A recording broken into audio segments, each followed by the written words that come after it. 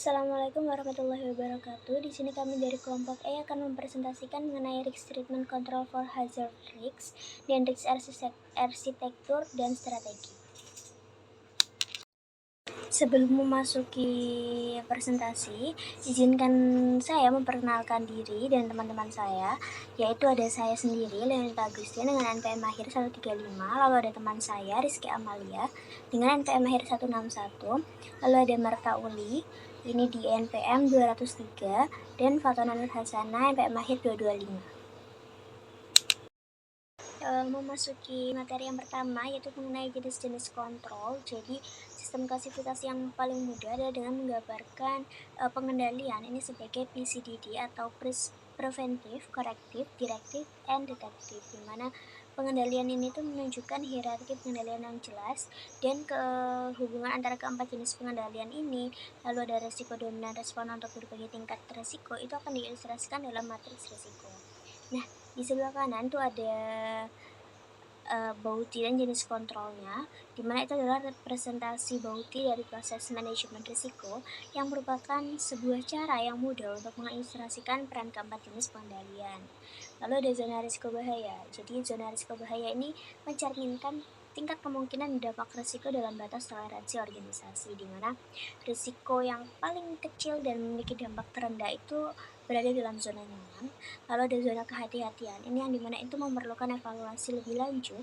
Lalu ada zona yang apabila risikonya ini meningkat melampaui batas toleransi, risiko itu akan dianggap kritis dan harus dikendalikan atau dihentikan. Namun dalam beberapa kasus, risiko tinggi itu dapat diterima jika selaras dengan strategi bisnis atau keputusan dari dewan. Baik, di sini saya akan menjelaskan preventive control. Jadi, semua organisasi itu akan menggunakan pengendalian pencegahan untuk menangani jenis risiko tertentu. Nah, keuntungan dari preventive control ini itu keuntungan dari pengendalian adalah pengendalian tersebut itu menghilangkan bahaya sehingga tidak diperlukan pertimbangan lebih lanjut. Dalam kenyataannya, hal ini mungkin bukan pilihan yang hemat biaya dan mungkin tidak mungkin karena alasan operasional. Dan kerugian dari pengendalian preventif itu adalah bahwa kegiatan yang bermanfaat dapat dihilangkan dan dialihdayakan atau digantikan dengan sesuatu yang kurang efektif dan efisien. Selanjutnya ada corrective control. Jadi kontrol korektif itu akan memperbaiki atau mengoreksi hal-hal sesuatu kejadian terjadi tetapi perlu diterapkan sebelum kejadian tersebut. Kontrol ini itu mampu menghasilkan hasil yang sepenuhnya memuaskan di mana tingkat risiko saat ini dikurangi hingga sesuai dengan selera risiko organisasi. Keuntungannya itu adalah pengendalian tersebut dapat dilakukan secara sederhana dan hemat biaya. Pengendalian tersebut juga tidak mengharuskan penghapusan atau penggantian praktik dari prosedur yang ada. Pengendalian tersebut itu juga dapat diterapkan dalam kerangka kegiatan yang ada. Jadi sangat efektif. Jadi lalu selanjutnya ada kerugiannya. Kerugian itu adalah bahwa manfaat marginal yang dicapai mungkin sulit diukur atau dikonfirmasi sebagai hemat biaya. Nah, contoh pengendalian yang korektif itu adalah perbaikan perangkat lunak pada sistem operasi kebijakan karyawan baru atau pengambilan tindakan disiplin. Selanjutnya kita akan membahas mengenai directive controls dan detective controls.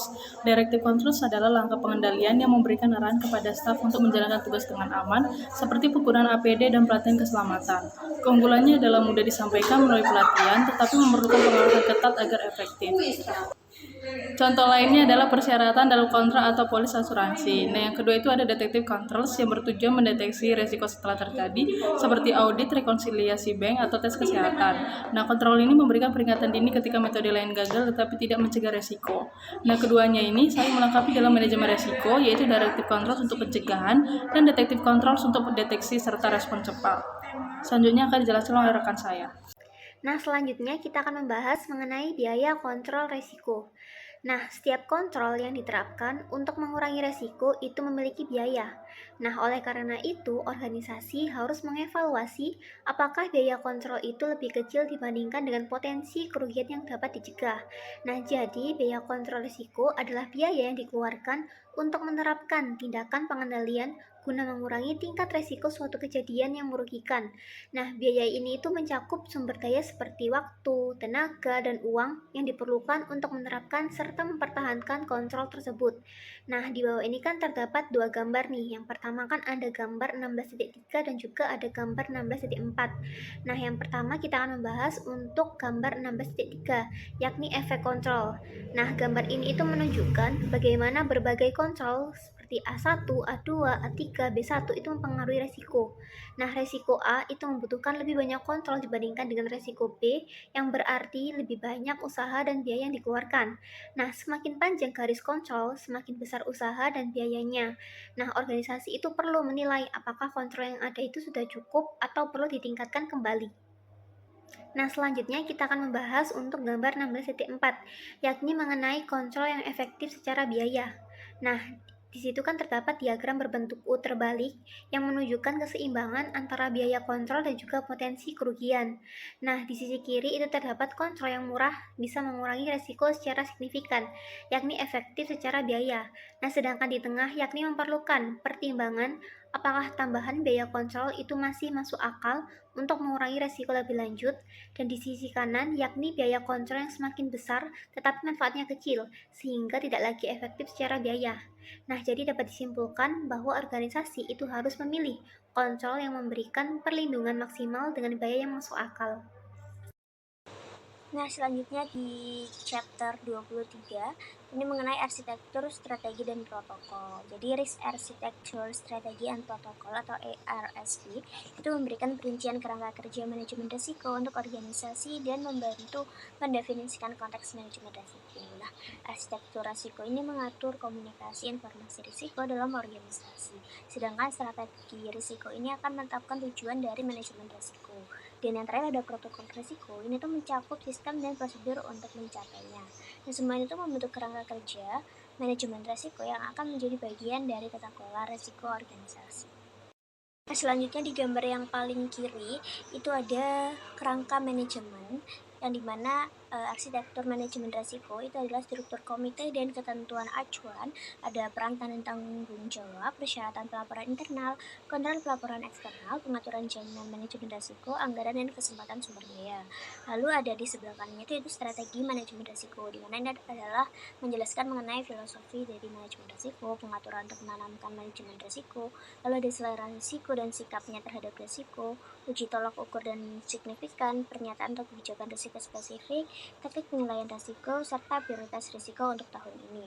Nah, yang di sebelah kiri dari kerangka manajemen itu adalah protokol manajemen risiko yang dimana terdiri dari alat dan teknik, lalu ada sistem klarifikasi, prosedur penilaian, aturan dan prosedur pengendalian risiko, menanggapi insiden, masalah, dan peristiwa, lalu ada dokumentasi dan catatan, pelatihan dan komunikasi, prosedur dan protokol audit, serta pelaporan atau pengungkapan ataupun disebut sebagai sertifikasi. Nah, selanjutnya di gambar yang sebelah kanan ini tuh ada contoh kerangka kerja manajemen risiko yang dimana ini tuh diambil dari The Orange Book 2020. Baik, selanjutnya ada risk architecture. Jadi resiko arsitektur ini tuh menetapkan jalur komunikasi untuk pelaporan masalah dan kejadian manajemen risiko serta mengalokasikan kepemilikan risiko tertentu dalam organisasi. Agar manajemen risiko dapat sepenuhnya tertanam dalam proses dan operasi inti suatu organisasi, pernyataan yang jelas tentang tanggung jawab manajemen risiko itu diperlukan. Tanggung jawab manajemen risiko perlu dialokasikan dengan jelas ke aspek-aspek seperti berikut: pengembangan strategi dan standar risiko, penerapan standar dan prosedur yang disepakati, mengaudit kepatuhan terhadap standar yang disepakati. Nah, arsitektur risiko ini tuh mencakup ketentuan acuan dari berbagai komite, termasuk rincian keanggotaan dan tanggung jawab komite tersebut. Arsitektur risiko itu juga harus memberikan informasi tentang bagaimana informasi risiko dikomunikasikan antara berbagai komite. Aspek penting dari arsitektur risiko adalah memastikan bahwa prosedur eskalasi risiko tertanam dalam organisasi, termasuk pengaturan pengungkapan pelanggaran yang sesuai. Nah, selanjutnya itu ada risk management strategi atau risiko strategi manajemen. Itu pernyataannya adanya masukan manajemen risiko ke dalam strategi, taktik, operasi, dan kepatuhan. Untuk menetapkan strategi manajemen risiko, keputusan penting perlu dibuat tentang selera risiko organisasi atau risk appetite.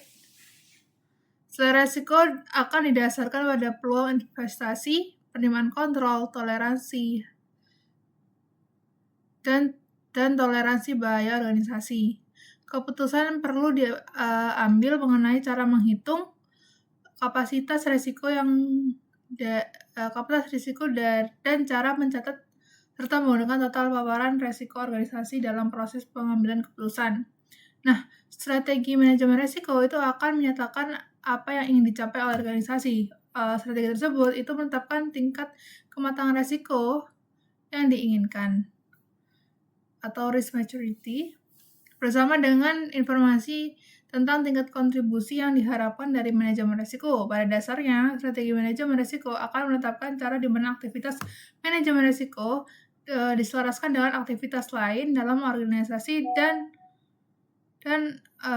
kontribusi yang diharapkan dari aktivitas manajemen risiko.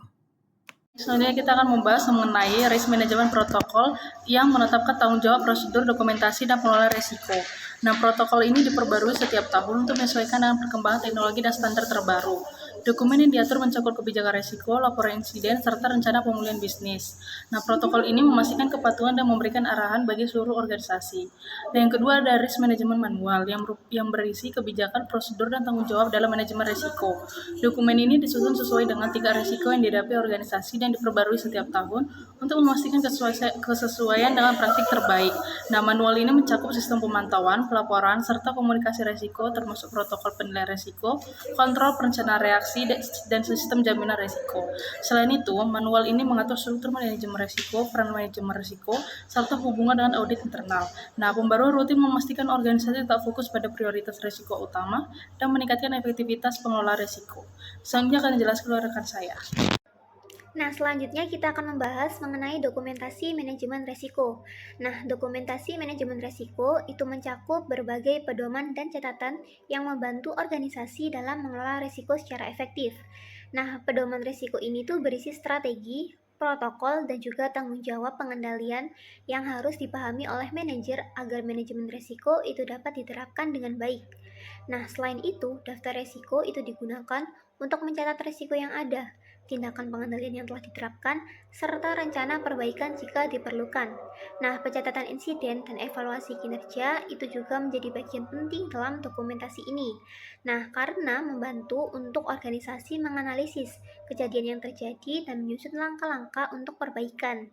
Nah, agar efektif, dokumentasi ini itu harus selalu diperbarui dan bersifat dinamis, sehingga dapat mendukung pengambilan keputusan dan memastikan pengendalian risiko berjalan sesuai dengan rencana. Sekian video presentasi dari kelompok kami, kurang lebihnya mohon maaf. Wassalamualaikum warahmatullahi wabarakatuh.